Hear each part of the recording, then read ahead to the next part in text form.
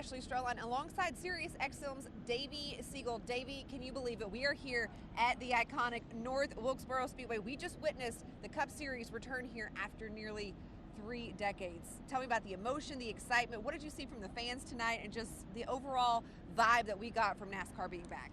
Well, speaking from somebody that was 2.5 months old the last time the Cup Series raced here, it was pretty surreal. The fact that Cup cars were going around at speed here at North Wilkesboro Speedway. And Stro, I had always seen pictures, seen videos, heard about this place. It was such a mystical phenomenon to me.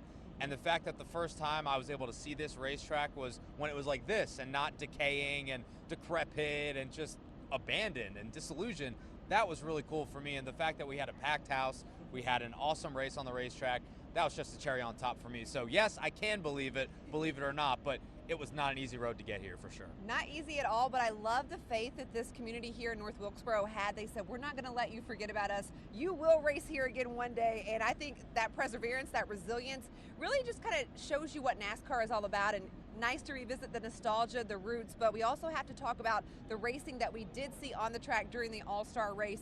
Kyle Larson, once he got the lead, he never looked back, completely dominated. What are your takeaways from what we saw on the track? That was a good old-fashioned butt-whooping, Stro. I mean, from the drop of the green flag, Kyle Larson had speed, right? But it was that caution at or around the lap 15 mark where Cliff Daniels called him in a pit road, pushed some fresh Goodyear tires on that thing, and he was gone from there, right? He just drove through the field, sliced and diced his way. I thought I was watching a game of Mario Kart out there. We got bananas on the front stretch with the new pavement. We had somebody getting the bullet and just coming through the field. It was bananas to watch. And I think that's what happens when you get a driver with Kyle Larson's caliber, tire fall off like this play at North Wilkesboro Speedway, and just all the recipe coming together to make that happen. So look, the race, we're not going to sugarcoat it. It wasn't the greatest thing you've ever seen, but this is kind of an old school race at an old school racetrack for an old school race weekend, right? It's an old track with tire wear that's super heavy, and you had a driver that almost lapped the field.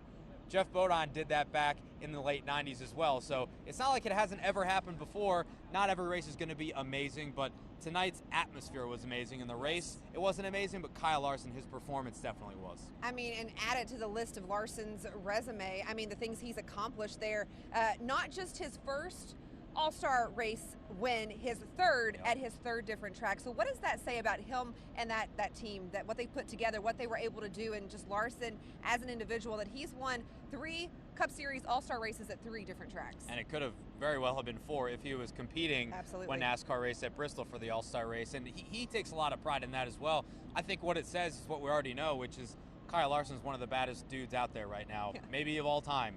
And I mean, some of his counterparts have said as much on pit road after this race and all season long.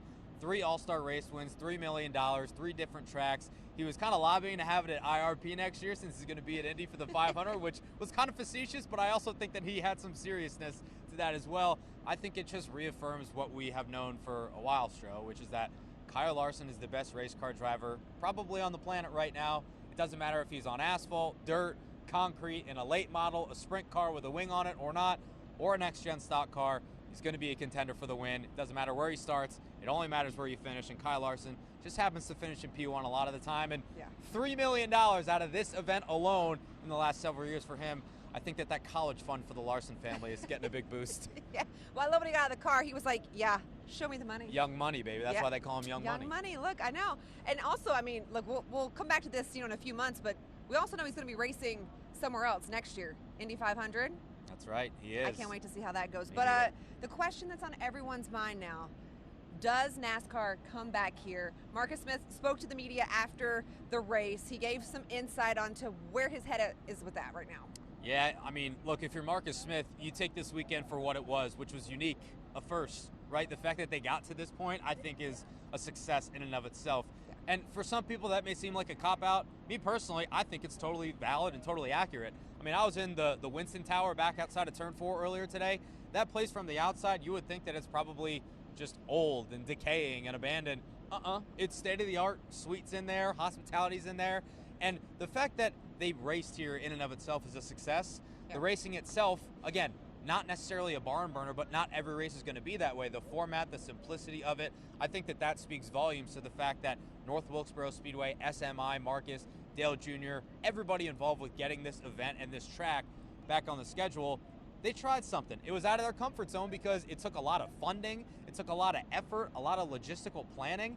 And if I'm Marcus Smith, he said as much after the race as well, why would you not want to see a race come back here? Whether or not it's the All-Star race again, whether or not there's points attached to it.